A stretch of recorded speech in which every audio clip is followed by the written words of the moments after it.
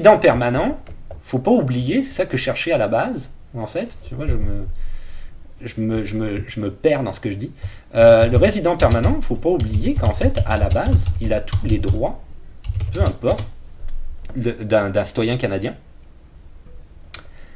Il a tous les droits d'un citoyen canadien, mais tu vois, à la plupart des avantages offerts aux citoyens canadiens, y compris la couverture des soins de santé, d'habiter, de travailler ou d'étudier n'importe où au Canada.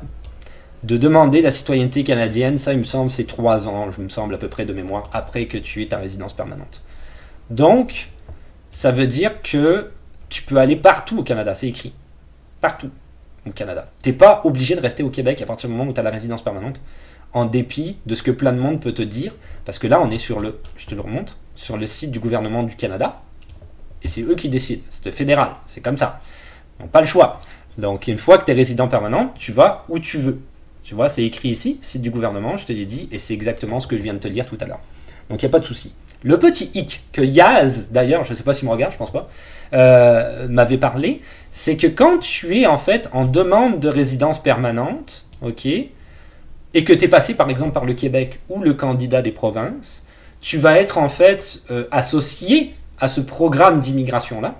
Et si jamais tu dis, bah ouais, moi je suis pas bien, je vais demander ma résidence permanente en fait à l'extérieur du Québec, je vais aller en Ontario, ce que Yaz avait dit, il avait raison, c'est que le Québec va te mettre des bâtons dans les roues et va faire en sorte que tu n'obtiennes pas la résidence permanente ou que ce soit plus compliqué pour toi.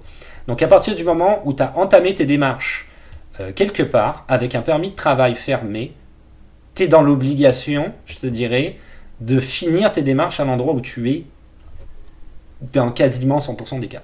Quasiment.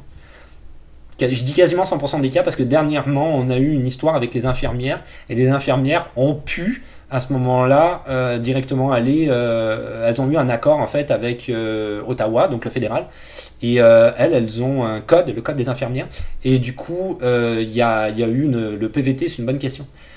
Du coup, il y a eu un accord et en fait, en gros, ce qui est arrivé, c'est que le fédéral a volé des infirmières au Québec en masse. Vraiment beaucoup. En disant, bah, venez chez nous, tu vas avoir la résidence permanente en 6 mois parce que tu as participé aux efforts de la Covid. Et nous, on trouve que c'est très bien que tu aies fait ça et que tu aies donné de ta personne. Donc viens chez nous, il n'y a pas de problème. En 6 mois, ça va être réglé, ta résidence permanente, mon ami. Et il y a plein d'infirmières qui sont parties. Il y a plein d'infirmières qui sont parties, qui ont eu la résidence permanente, alors qu'il y a d'autres infirmières qui sont encore en train d'attendre et qui ont 3 ans d'attente, ok, pour la résidence permanente. Et qui en plus, le gouvernement Legault arrêtait pas de dire ouais, il faut remercier les gens qui ont contribué pour la Covid, mais il donne rien du tout.